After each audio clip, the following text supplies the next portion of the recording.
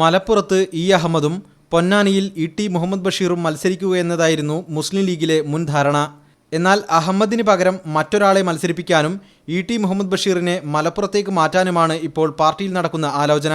ഇക്കാര്യങ്ങളിലെല്ലാം തീരുമാനങ്ങൾ കൈക്കൊള്ളാനുള്ള മുസ്ലിം ലീഗിന്റെ നിർണായക നേതൃയോഗങ്ങൾ തിങ്കളാഴ്ച കോഴിക്കോട്ട് നടക്കും. തെരഞ്ഞെടുപ്പിൻ്റെ ഒരുക്കങ്ങളെ സംബന്ധിച്ചുള്ള കാര്യങ്ങൾ, സ്ഥാനാർത്ഥിയെ സംബന്ധിച്ച കാര്യങ്ങൾ എല്ലാം വിപുലമായി ചർച്ച നടത്തുന്നുണ്ട്.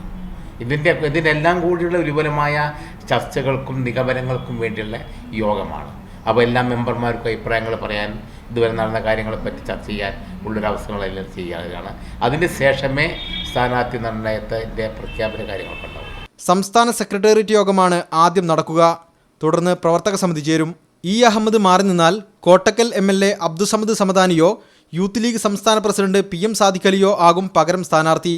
അഹമ്മദ് മത്സരിക്കരുതെന്ന പാർട്ടിയിലെ ഒരു വിഭാഗത്തിന്റെ അഭിപ്രായത്തെക്കുറിച്ച് ചോദിച്ചപ്പോൾ KPM മജീദ് ഇങ്ങനെ പ്രതികരിച്ചു. എല്ലാം ഞങ്ങൾ പരിഗണിക്കുകയാണ്. അതേസമയത്ത് അവിടെ പ്രവർത്തനങ്ങളെപ്പറ്റി നല്ല അഭിപ്രായമാണ് ഞങ്ങൾ സംബന്ധിച്ചിട്ടുണ്ടായിട്ടുള്ളത്.